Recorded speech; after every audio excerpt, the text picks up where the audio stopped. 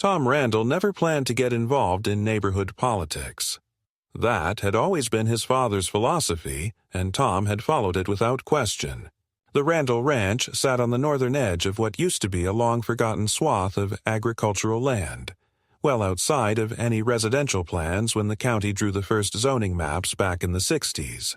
His father, George Randall, had run cattle and sheep here for decades, supplying meat to a string of old restaurants and specialty butchers along the coast.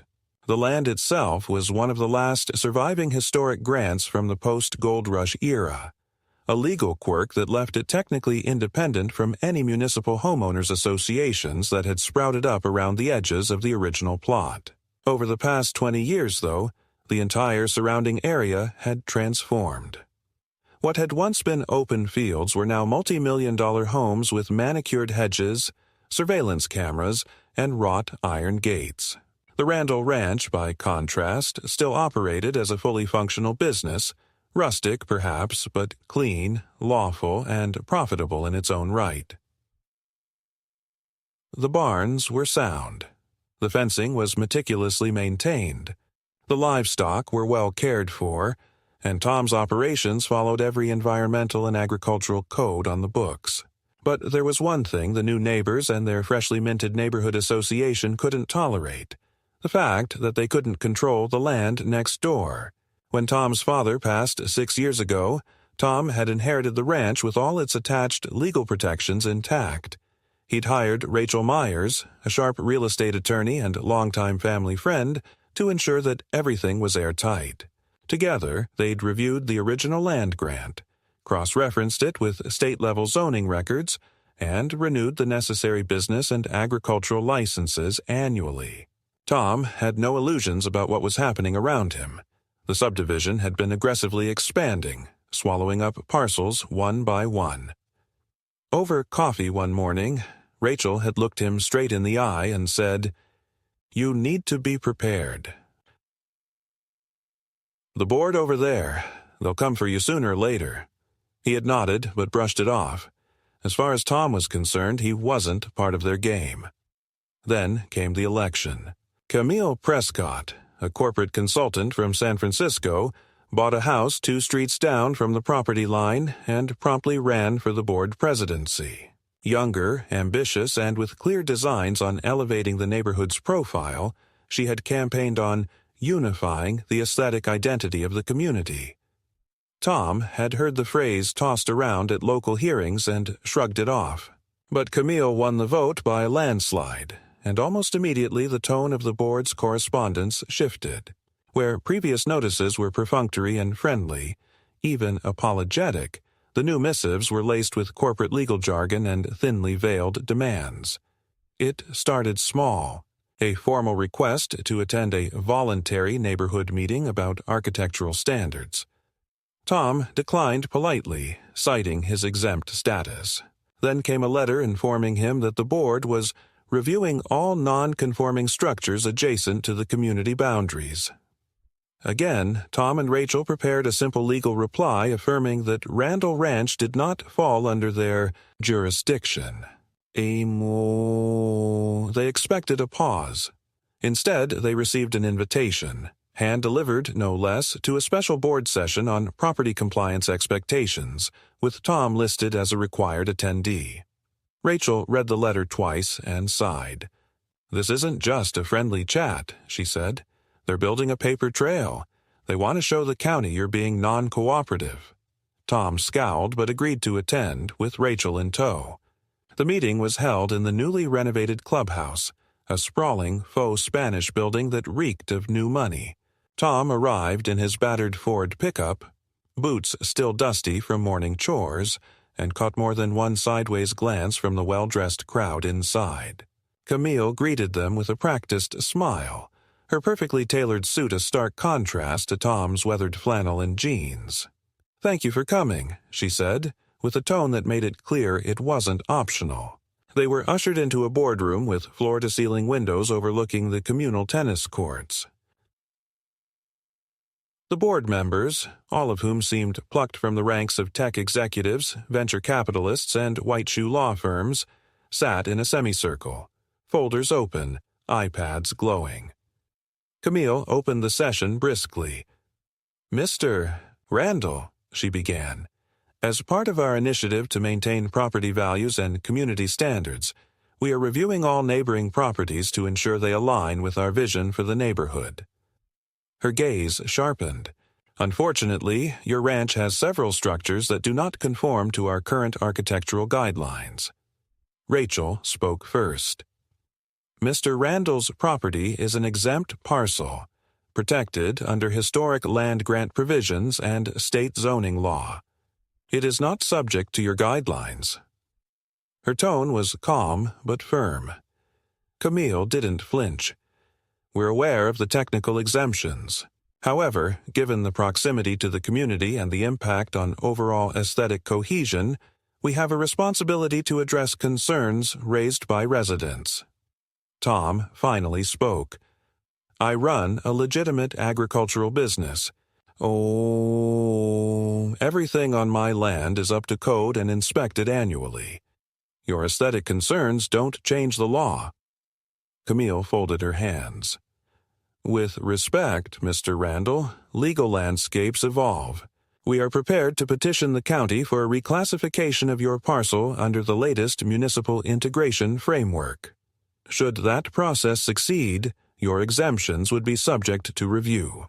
In the meantime, we strongly encourage voluntary compliance." The thinly veiled threat hung in the air.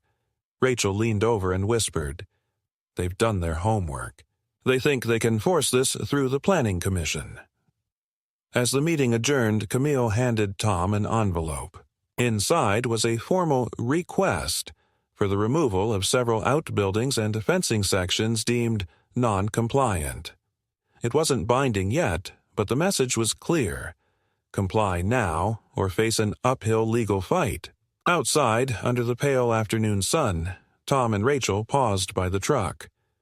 "So," he said, voice low, "they're going to keep pushing." Rachel nodded. "Harder than you think. And if they get county buy-in, they could tie you up in hearings for years. You need leverage." Tom stared out across the property line where the clubhouse's parking lot backed right up to the edge of his own parcel. A thought flickered in his mind.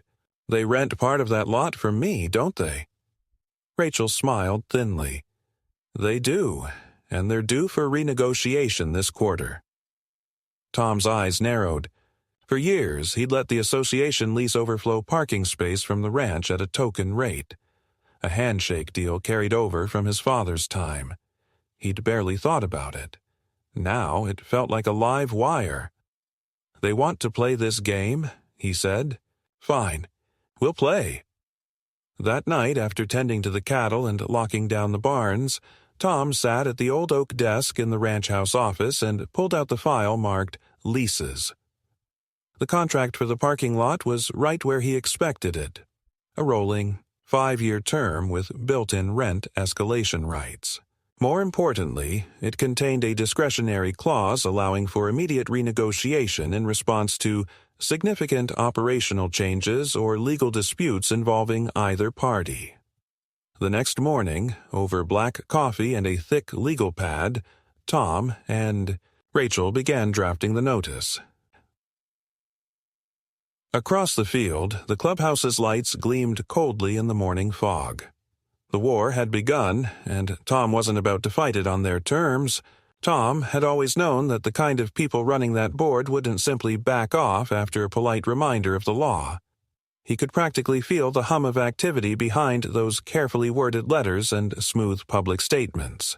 The morning after he and Rachel drafted the notice to renegotiate the parking lot lease, Tom sent it via certified mail and electronically, making sure Camille and every board member received it. Then he waited. He didn't have to wait long. 3 days later, another envelope appeared in his mailbox. This one from the county's Department of Environmental Health. Inside was a formal notice that his ranch had been selected for an unannounced compliance inspection, prompted by multiple community complaints alleging improper waste management, unsafe storage of agricultural chemicals, and potential contamination of groundwater. Tom knew instantly where the complaints had originated. There had been no issues flagged on his last annual inspection. His storage practices were well documented, his records immaculate. But the timing was no coincidence. Rachel reviewed the notice carefully. They filed it through a third party. Look here, Citizen Coalition for Environmental Integrity. She tapped the letterhead. That's not a government agency. It's a shell. I'll bet you good money that it was created specifically to trigger this kind of enforcement action. Tom leaned back in his chair, jaw tight. They're trying to bury us in process. Rachel nodded grimly.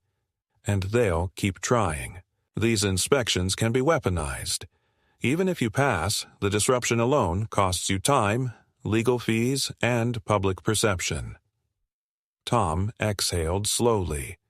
So, what's the smart play? Rachel didn't hesitate. Full cooperation, full transparency, and immediate legal oversight. You want an independent inspector present when they come, documenting everything. And we notify the county attorney that you're aware this is a retaliatory action. Tom spent the next 2 days preparing.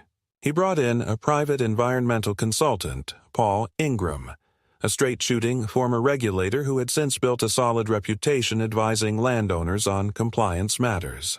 Paul walked the property with Tom, inspecting every storage shed, testing runoff zones, cross-checking chemical inventories. You're in good shape, Paul said. Everything's by the book. But be ready. If they want to play dirty, they'll look for the smallest thing to twist. Meanwhile, Rachel drafted a letter to the county attorney's office, formally noting the sequence of events, how the compliance push had followed on the heels of the HOA's demands and their thinly veiled threats. It wasn't a legal shield, but it was a clear warning. We see what you're doing. The inspectors arrived on a gray Tuesday morning, 2 vehicles with county plates pulling up the long drive, accompanied, unsurprisingly, by a third car carrying a community observer from the so-called Citizen Coalition. Camille herself didn't show, but Tom recognized one of the board members, a sharp-faced man named Jason Blythe, stepping out and making a point of chatting with the observers before the inspection began. Paul met the officials at the gate and walked with them the entire time, clipboard in hand, taking notes. Tom stayed calm but kept a sharp eye on the process. The officials were professional, but the observers hovered nearby, snapping photos and whispering among themselves. By midday, the inspection wrapped with no immediate violations cited, though the lead inspector mentioned that lab results would follow for certain water and soil samples. Paul gave Tom a quiet thumbs up as the cars pulled away. "Clean so far," he said, "but they're fishing. Stay ready." That evening, Rachel called with more news. The board had posted a notice of an emergency meeting, closed session, ostensibly to discuss ongoing property compliance concerns affecting community value. The wording was vague, but the timing was telling. "They're escalating," Rachel said. "We need to be proactive." Tom was already ahead of her. The parking lot lease renegotiation notice had triggered a flurry of internal emails within the board, some of which, thanks to a sympathetic contact within the county clerk's office, Rachel had obtained through a public records request. One particular email stood out, an exchange between Camille and Jason discussing potential leverage points if Tom refused to comply. The tone was clear. They were strategizing ways to force him to the table. Armed with this knowledge, Tom and Rachel planned their next move. Rachel filed a formal demand for arbitration over the lease terms, which under the contract effectively froze the board's use of the parking lot until the dispute was resolved. This hit immediately. Clubhouse event planners began scrambling as they realized they would lose overflow parking during peak season events. Word filtered through the neighborhood quickly. Several residents, unaware of the board's behind-the-scenes maneuvers, began asking pointed questions on community forums about why long-standing events were being disrupted. Camille responded with a polished statement blaming unforeseen legal complications related to the adjacent property. It was spin, but cracks were forming. Meanwhile, Rachel advised Tom to stay focused and avoid any appearance of personal retaliation. "Let the process work," she said. "The more they overreach, the better it looks when we take this public if necessary." But Camille wasn't done. Within a week, Tom received another certified letter, this time from the County Planning Commission. It informed him that a petition had been filed to reclassify his parcel under the latest municipal development framework, which, if approved, would subject him to updated zoning restrictions and potentially override his historic exemptions. The petitioner of record, Camille Prescott, acting as a concerned citizen, and not in her official capacity. Rachel's reaction was swift and sharp. This is their endgame. If they get the county to reclassify, they'll have leverage to impose their architectural standards. "We fight this hard." She immediately began assembling a response team. Land use attorneys, a specialist in historical land rights, and a lobbying contact with experience navigating county politics. Tom, meanwhile, kept working the ranch, but the tension was mounting. Regular deliveries were disrupted as word spread of ongoing legal issues at the property. Some clients grew nervous. One restaurant owner called Tom directly. "Tom, I support you, but people are talking. I'm getting pressure to source elsewhere." Tom assured him the ranch was fully compliant, but the conversation drove the point home. The board's campaign was hitting where it hurt. That night, after a long day in the fields, Tom sat on the porch, watching the clubhouse lights across the way. They were trying to starve him out, force him to either fold or sell. But they hadn't counted on one thing. Tom wasn't fighting alone. With Rachel leading the legal strategy, Paul providing airtight compliance records, and now a growing list of allies within the community who were beginning to question the board's aggressive tactics, Tom had the beginnings of a counteroffensive. As the cool night settled over the ranch, Tom made a silent promise. They wanted a fight. They were going to get one. But it would be on his terms, and he would make damn sure every move he made was smarter, sharper, and stronger than anything Camille and her cronies could throw at him. Tom knew better than to underestimate Camille's next move. The petition to reclassify his land wasn't just a procedural nuisance. It was a calculated strike aimed at undermining the very foundation of his legal standing. If the county sided with her, years of precedent protecting the ranch's historical status could be swept aside in a matter of months. Rachel's team was already preparing a vigorous defense, filing objections, compiling legal arguments rooted in both state land grant law and municipal code. But Tom also knew that Camille wasn't relying solely on the slow grind of bureaucracy. Something about the speed and precision of her tactics suggested a broader strategy, a push to destabilize him on multiple fronts. That suspicion was confirmed the following Monday, when Tom awoke to find two uniformed private security guards stationed at the entrance to the access road that led from the main highway to both his ranch and the clubhouse property. The guards stood beneath a hastily erected sign that read, "Private access, community members only, all other traffic subject to towing." Tom's stomach tightened. The access road, while bordering the residential area, ran entirely through a right-of-way easement established decades ago, one that guaranteed his uninterrupted use for commercial purposes. This blockade was not only illegal, it was a direct provocation. Without hesitation, Tom called Rachel. Within the hour, she arrived on site, snapping photographs and recording video evidence of the obstruction. She then placed a call to the local sheriff's department, requesting immediate intervention to enforce the easement rights. The deputies who arrived were professional but wary. Clearly, they'd been briefed that this was a neighborhood dispute. Rachel handed them copies of the recorded easement agreement and a letter from the county registrar affirming its validity.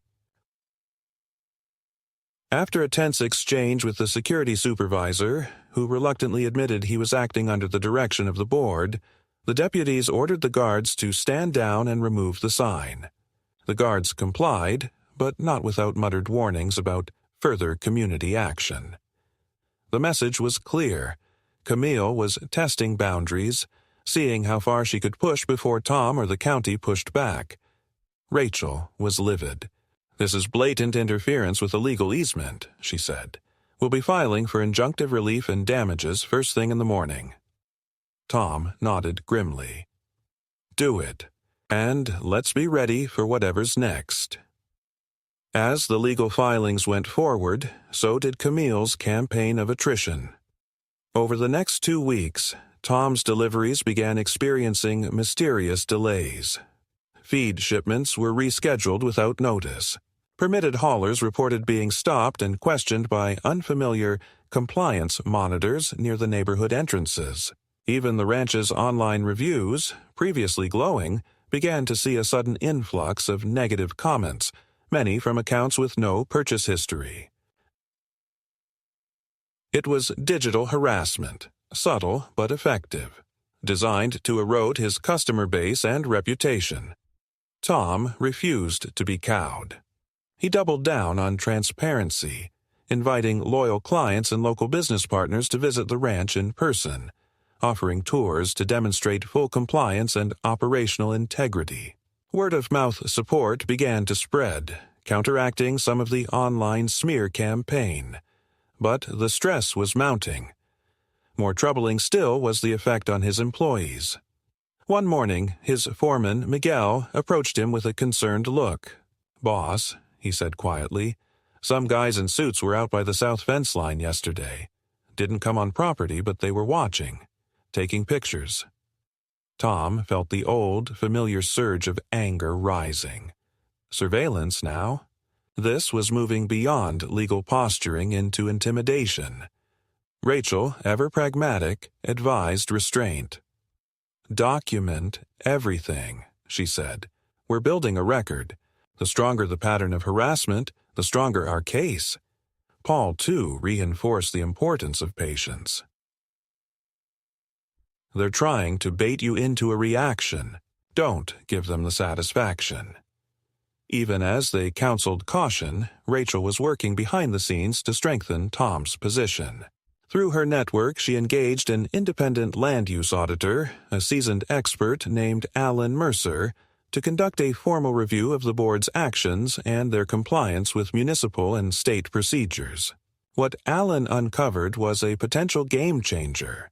Several of the recent community improvement initiatives, including the proposed reclassification of Tom's land, had been advanced without proper public notice or adherence to required voting protocols. In short, Camille and her inner circle had been cutting corners, perhaps arrogantly assuming no one would challenge them. Rachel wasted no time. She prepared a comprehensive report and submitted it to the County Planning Commission, accompanied by a formal complaint. The filing didn't stop Camille's campaign, but it threw a wrench into her timeline. Suddenly, the reclassification petition was under scrutiny, and county officials, many of whom had been unaware of the procedural shortcuts, began asking uncomfortable questions. Meanwhile, Tom leveraged his newly asserted position regarding the parking lot lease. The arbitration process was underway, but per the terms of the contract, use of the lot was suspended pending resolution. This hit the clubhouse hard. Events were canceled, guests complained, revenue dipped. Members of the association, many of whom had been kept in the dark about the board's aggressive posture, started to grumble. Some reached out to Tom privately. One such message came from David Langford, a local business owner and longtime resident. "Tom," David wrote in an email, "I had no idea the board was pushing this far. A lot of us are concerned. If you need allies, there are more of us than you think." Tom shared the message with Rachel. "That's the crack," she said. "Public sentiment is shifting. The more Camille presses, the more isolated she becomes." But Camille wasn't finished. In a last-ditch escalation, the board filed a complaint with the county tax assessor, challenging the historical valuation of Tom's property. If successful, this move could trigger a massive reassessment and corresponding tax hike. an indirect but financially devastating attack. Rachel, prepared for this possibility, immediately filed a protective appeal and began coordinating with property tax specialists to counter the challenge. Through it all, Tom remained steady, focused. The ranch was his life's work, his heritage. Every morning, he walked the fence lines, tended the livestock, and maintained the land with the same dedication his father had shown. But now, each step carried an added weight. The knowledge that a political and legal battle raged just beyond the property lines. One crisp autumn evening, as the sun dipped below the hills and the lights of the clubhouse flickered to life in the distance, Tom stood on the porch with Rachel and Paul. They reviewed the latest filings, the growing list of procedural violations, the mounting evidence of bad faith. "They're running out of moves," Rachel said, "and the county is watching now." Paul nodded. "But be ready. When cornered, they'll either fold or lash out." Tom stared across the darkening landscape, resolve hardening in his chest. "Let them come," he said quietly. "This is my land, my fight, and I'm not going anywhere." The pressure on Tom intensified, but so did the precision of his response.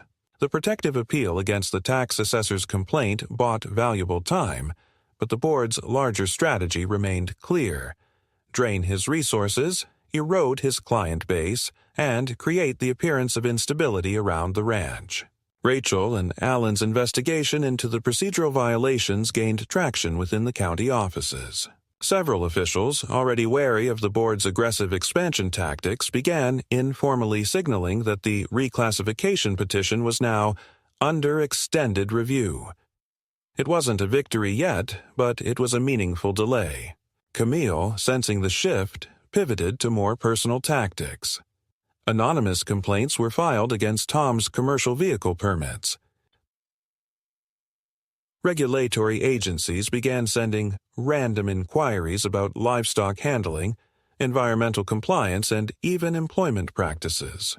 Rachel kept pace, coordinating responses and ensuring every inquiry was met with clear, documented evidence of compliance. But the volume of these actions underscored Camille's desperation. She was no longer pursuing a clean legal strategy. She was flailing, attempting to overwhelm Tom with sheer procedural volume. It was during this phase that Rachel's audit of the board's internal processes revealed an unexpected vulnerability. Among the documents obtained through public records requests was a lease agreement for the clubhouse property itself, a deal struck between the association and the original developer years earlier. Buried in the language was a clause requiring the association to maintain good standing with municipal zoning and land use requirements as a condition of the lease. Failure to do so could trigger a forced renegotiation, or even forfeiture. With the ongoing procedural violations now documented and under county review, this clause became a powerful piece of leverage. Rachel presented the finding during one of their strategy sessions in the ranch office. "This changes the game," she said. "If we can demonstrate that their current actions have placed them out of compliance with their own lease terms, we can force a public reckoning. The clubhouse is their crown jewel. If its status is threatened, you'll see fractures on that board in a hurry." Tom absorbed the information in silence, then nodded. "Let's move on it, but carefully." At the same time, community sentiment was evolving. The parking lot arbitration continued to disrupt clubhouse operations. Event cancellations increased. More residents, previously unaware of the board's aggressive campaign, began questioning the wisdom of Camille's leadership. David Langford, emboldened by conversations with fellow residents, quietly organized a group of concerned members. They began gathering signatures for a motion to call a special meeting of the association, a move that, if successful, could open the door to a leadership challenge. Rachel and Tom monitored these developments with cautious optimism. The legal battle was far from over, but the momentum was shifting. Then, late one Friday afternoon, Rachel received a call from her contact at the county planning office. The reclassification petition, the official said, was likely to be denied, not on legal grounds alone, but due to substantial procedural irregularities now documented in the public record. The decision wouldn't be finalized for several weeks, but the writing was on the wall. Rachel drove straight to the ranch to deliver the news in person. Tom listened carefully, then poured 2 cups of coffee. "It's not over," he said. "Not yet. Camille's not the type to accept defeat quietly." Rachel agreed. "We stay sharp, and we keep building our case. The clubhouse lease angle gives us another front. Let's press it." The following week, Rachel filed a formal notice of potential lease violation with the association's legal counsel, citing the documented zoning and procedural breaches. The filing triggered immediate concern within the board. Behind the closed doors, fissures deepened. Several members began distancing themselves from Camille's more aggressive stances, worried now not just about public perception, but about the financial and legal risks to the association itself. Camille, true to form, responded with defiance. At a hastily convened board meeting, she dismissed the lease violation claim as frivolous and insisted that the reclassification process was still viable. But the strain showed. Attendance was down. Questions were sharper, and among the residents, the movement for a leadership challenge was gaining real momentum. Through it all, Tom remained steady. The ranch continued to operate. Deliveries resumed. Clients, reassured by Tom's transparency and the visible professionalism of his response, began reaffirming their support. Miguel and the crew, buoyed by the community's backing, worked with renewed purpose. One crisp morning, as Tom walked the perimeter of the ranch with Paul, checking fence lines and water stations, Paul paused and looked toward the distant clubhouse. "You've held the line," he said. "They came at you with everything, and you're still standing." Tom nodded. "It's not just about standing. It's about pushing back, the right way, on our terms." And so the stage was set. The board was weakened, the community was restless, and the legal and procedural groundwork had been laid. The next moves would determine the final shape of the conflict. But one thing was now certain. Tom was no longer the isolated landowner on the edge of their pristine community. He was a force they could no longer ignore or control. Tom understood perfectly well that the recent shift in momentum would not be the end of Camille's campaign. If anything, the board's desperation made her more dangerous, not less. The formal notice of potential lease violation had struck a nerve. Rumors began swirling in the community, some driven by Camille's loyalists, others by concerned residents who were starting to see the extent of her overreach. The clubhouse lease clause had now become a point of contention, and residents were increasingly uneasy about the possibility of losing access to their prized community center. The parking lot arbitration remained unresolved, keeping a steady pressure on the board's operations. Camille's public posture was unchanged, polished, confident, but behind the scenes, her grip was slipping. That's when she escalated. Without warning, Tom's ranch was served with a formal notice of intent to conduct comprehensive environmental review from a regional environmental oversight body, one that had no direct jurisdiction over his operations but could request voluntary compliance. The request cited community concerns regarding potential habitat disruption and protected species impact, language vague enough to cover virtually anything. Tom immediately recognized it as a strategic harassment move. Rachel agreed. This is another shell move. They're trying to drag you into another cycle of reviews and reports. Even voluntary compliance would tie up your time and money for months. At Rachel's advice, Tom responded formally through counsel, declining voluntary participation and requesting full legal justification for the review. The oversight body, clearly unused to being challenged, backpedaled, sending a polite but non-committal reply that the matter was under further consideration. But the message was clear. Camille had reached outside the county now, looking for allies willing to pressure Tom through regulatory fatigue. Simultaneously, Tom's feed supplier contacted him in a private call. The supplier had received an anonymous tip warning of possible violations at the ranch and suggesting that continued business might expose the supplier to liability. The supplier, a longtime partner, assured Tom he wasn't pulling out but wanted him to know what was circulating. "Someone's trying to scare folks off," the man said. "Be careful." The same pattern soon emerged with 2 restaurant clients. Both reported receiving anonymous letters questioning the ranch's legal standing and urging them to reconsider sourcing agreements.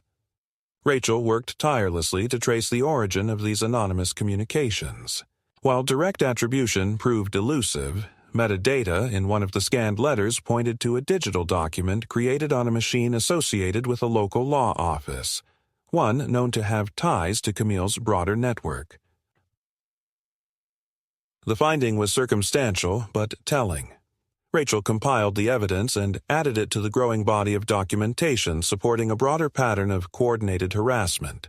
Meanwhile, Alan Mercer's audit of the board's internal processes continued to yield results.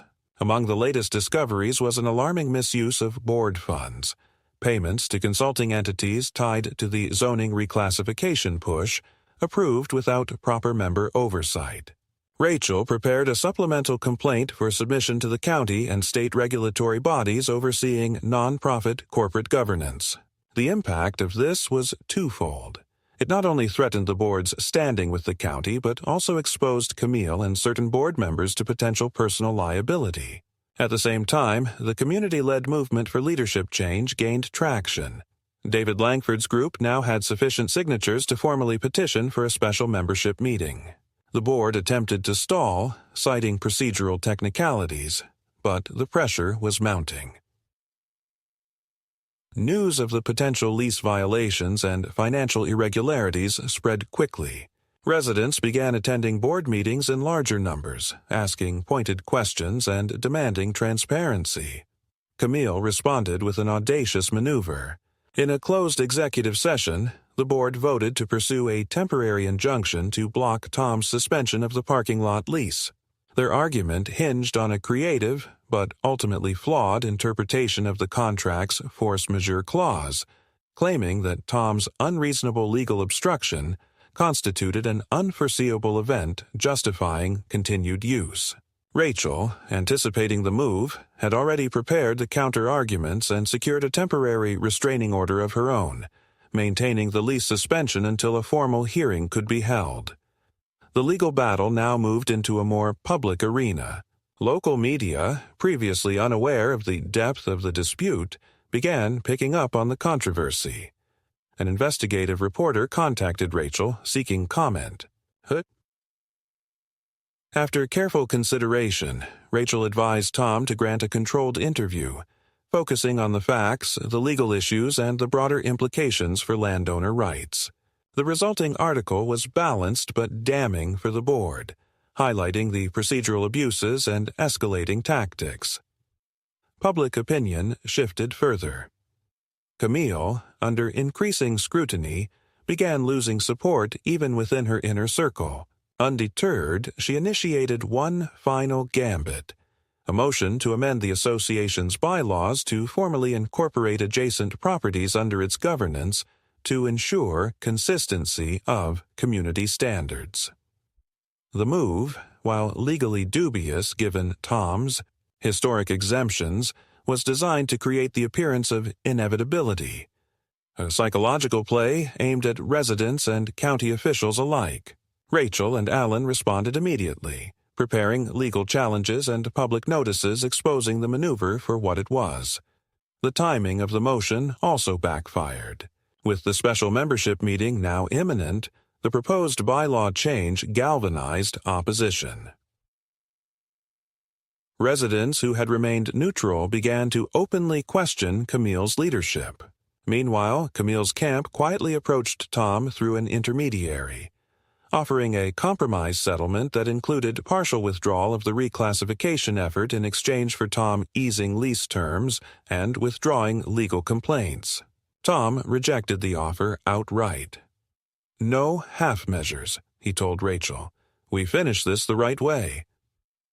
As the date for the special meeting approached, tensions in the community peaked. Behind closed doors, several board members began signaling a willingness to negotiate independently of Camille. The fractures widened. The clubhouse, once a symbol of board prestige, now stood as a contested ground. Its parking lot partially empty, its events increasingly sparsely attended. Then, in a final act of desperation, Camille authorized a private security firm to patrol the perimeter of the clubhouse and adjacent areas, including parts of the easement leading to Tom's property. The move crossed a critical legal line. Rachel moved swiftly, filing for an immediate injunction and notifying county law enforcement. The sheriff's office responded decisively, ordering the unauthorized patrols to cease and investigating potential violations of civil rights and property law. The impact was immediate. Residents were outraged. The special meeting proceeded with record attendance. By the end of the night, a motion of no confidence passed overwhelmingly. Camille and two of her closest allies were effectively removed from board leadership pending formal replacement. For Tom, the battle was not yet entirely over. Legal proceedings continued and some challenges remained. But the tide had turned decisively. The second escalation had not broken him. It had exposed the board's overreach, rallied community support, and positioned Tom as a defender of lawful property rights and community integrity. Standing on his porch that evening, watching the clubhouse darken in the distance, Tom allowed himself a rare moment of satisfaction. The fight would continue, but the terms had changed. No longer reactive, Tom and his team now held the initiative, and they would see it through to the end. The fall of Camille from board leadership had sent shockwaves through the community, but Tom knew better than to assume the battle was finished. The legal machinery she had set in motion continued to grind forward, and certain factions within the board, though diminished, remained loyal to her vision. The parking lot arbitration was still pending final resolution, and the reclassification petition, though crippled, had yet to be formally denied. Rachel urged caution. "Momentum is with us, but now is the time to secure the endgame. We need to close out each front cleanly. No loose ends." Tom agreed. The past months had hardened his resolve, but also sharpened his understanding of the fight. This wasn't about petty neighborhood politics anymore. It was about setting an unassailable precedent, that his land, his rights, and the integrity of his operations could not be undermined by manufactured pressure. Rachel's legal team worked tirelessly. The immediate priority was the injunction hearing regarding the unauthorized private security patrols. The sheriff's investigation had already produced damning evidence. Internal board communications revealing that Camille had personally authorized the patrols despite clear legal advice to the contrary. The hearing proceeded swiftly, with the court granting a permanent injunction and ordering the board to cease any future such activities under threat of substantial fines and potential criminal liability. This was a decisive victory, one that sent a clear message to any remaining hardliners on the board. Meanwhile, the clubhouse lease issue reached a critical juncture. The procedural violations uncovered by Alan Mercer had triggered a formal review by the county's oversight body. Facing mounting legal risk, the interim board leadership approached Rachel seeking a negotiated resolution. After careful consideration, Tom agreed to terms that not only reinstated full control over lease negotiations, but also mandated a substantial increase in lease payments, fully retroactive to the date of the original suspension. More importantly, the new agreement included stringent enforcement clauses. Any future violations of zoning, easement, or procedural standards by the board would trigger immediate suspension of the lease rights. The financial impact on the association was immediate and profound. Revenue shortfalls forced the board to curtail several planned capital projects, and member dissatisfaction grew. At the same time, the reclassification petition finally collapsed under the weight of procedural challenges and community opposition. The County Planning Commission issued a formal denial, citing both substantive legal objections and widespread public concern over the attempted abuse of process. Rachel and Tom had anticipated this outcome, but its finality marked a critical turning point. With the petition dead, the threat of forced architectural compliance was extinguished. Even as these victories accrued, Tom remained vigilant. Camille, though officially removed from leadership, continued to agitate through informal channels. Several anonymous, concerned citizen complaints appeared online, attempting to revive old narratives about environmental risks and compliance questions. But this time, the community wasn't buying it. The transparency Tom had maintained throughout the ordeal, his meticulous compliance records, the visible professionalism of his operations, the measured nature of his legal responses, had built a well of public trust that no amount of anonymous whispering could erode. Then came an unexpected opportunity. During the course of discovery in the lease dispute, Rachel's team uncovered a series of financial irregularities in the association's broader operations. Irregularities that extended beyond the scope of the current conflict. While not directly implicating Tom, the evidence pointed to systemic issues within the board's financial management under Camille's tenure. Rather than pursuing these findings for personal advantage, Tom made a deliberate decision. Rachel would notify the appropriate regulatory authorities and offer full cooperation with any resulting investigations. "Oh, we do this clean," Tom said. "No backroom deals. If there's rot, let it come out properly." This principled stance resonated deeply within the community. Residents who had once viewed Tom as a peripheral figure now saw him as a pillar of integrity, someone who had defended not just his own rights, but the broader principles of fairness and lawful governance. The final act of the conflict came with the formal ratification of new board leadership. David Langford, now serving as board president, extended an olive branch. In a private meeting at the ranch, he acknowledged the damage done and expressed a genuine desire to rebuild trust. Tom listened carefully. "I'll hold you to that," he said. "I'm not here to make life difficult for the community, but I won't tolerate another attempt like this." David nodded. "Understood. And frankly, I think most of us have learned a hard lesson. We owe you more than an apology." In the weeks that followed, the practical outcomes of Tom's stand became clear. The ranch's operations stabilized. Client relationships strengthened. The legal victories established durable protections, not only for Tom, but as precedent for other landowners facing similar pressures. The community began to heal. The clubhouse, operating under the new lease terms, resumed its role as a social hub, this time with a more transparent and accountable board at the helm. One crisp evening, as Tom walked the pasture under a sky streaked with the deep colors of twilight, Rachel joined him. "You did it," she said simply. Tom looked out over the land. The barns, the fields, the livestock moving quietly in the fading light. "We did it," he replied, "and now we make sure it sticks." For Tom, the fight had never been about ego or power. It was about legacy. His father's, his own, and the principle that honest work and lawful stewardship deserved respect, not harassment. That principle had prevailed. And while Tom knew that vigilance would always be required, he also knew this: the land was secure. The ranch would endure, and anyone thinking to challenge that truth in the future would face a precedent as solid as the ground beneath his boots. The winter that followed brought a rare quiet to the valley.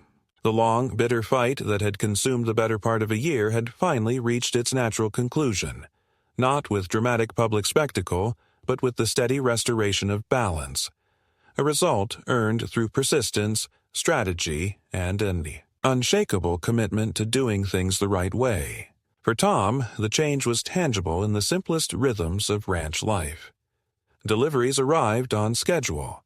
Client relationships, once strained by uncertainty, were now stronger than ever.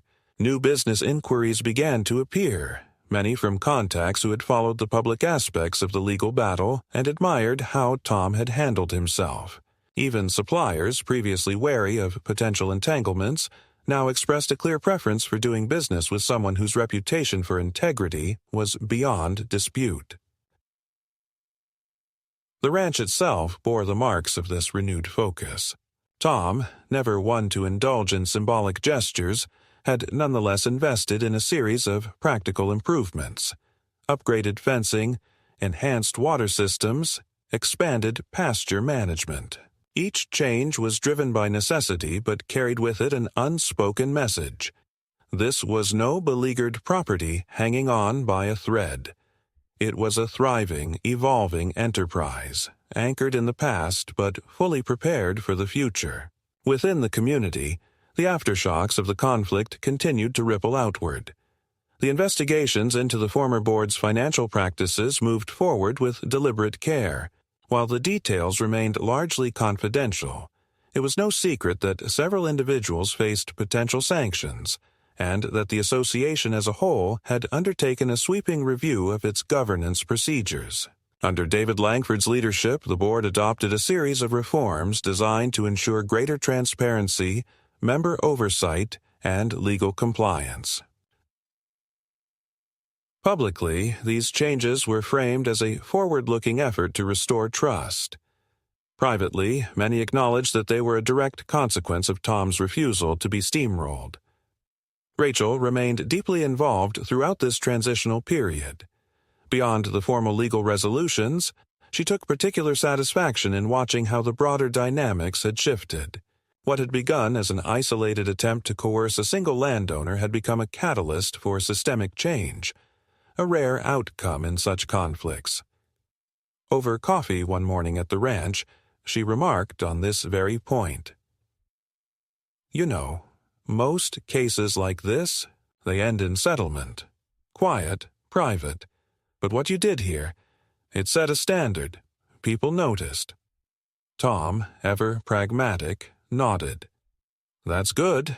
Maybe next time someone thinks about pulling a stunt like this, they'll think twice." His tone was calm, but beneath it lay a deep current of satisfaction. Not triumphalism, but the grounded certainty that came from having fought a hard fight and won, on terms that mattered. Community sentiment echoed this shift. Residents who had once viewed Tom and the ranch as a quaint, if slightly out-of-step presence now expressed open respect. Neighbors who had remained silent during the height of the conflict now greeted Tom warmly at local gatherings. Even at the Clubhouse, a place once at the center of the storm, the atmosphere had changed. The parking lot, now governed by a properly enforced lease, remained fully accessible, but with clear terms that everyone understood and respected. One afternoon, as Tom inspected a new delivery of feed, David Langford stopped by the ranch. The visit was informal, unannounced. Over the course of an easy conversation, David acknowledged what many had come to see clearly. "Tom, I know I've said it before, but it's worth saying again. You didn't just protect your land. You reminded this whole place what accountability looks like." Tom appreciated the sentiment but kept his response simple. "I did what needed doing, that's all." In many ways, that was the essence of Tom's approach throughout the ordeal. No theatrics, no unnecessary escalation, just a steady, principled stand grounded in law, fact, and respect for process. It was a model that resonated far beyond the immediate conflict, inspiring other property owners and community members to reevaluate how they approached issues of governance and rights. As spring approached, bringing with it the first hints of new growth in the fields, Tom took a rare day to reflect. Standing at the edge of the pasture, watching the livestock graze under a clear sky, he allowed himself a quiet moment of closure. The fight was behind him. The ranch was secure. The lessons were learned, not only by those who had sought to challenge him, but by the broader community as well. For Tom, life would go on much as it always had, rooted in the land, guided by principle, sustained by honest work. But now there was an added layer of certainty beneath it all. The ground he stood on had been tested and proven strong, and should the need ever arise again, he was ready to defend it, calmly, methodically, and without hesitation.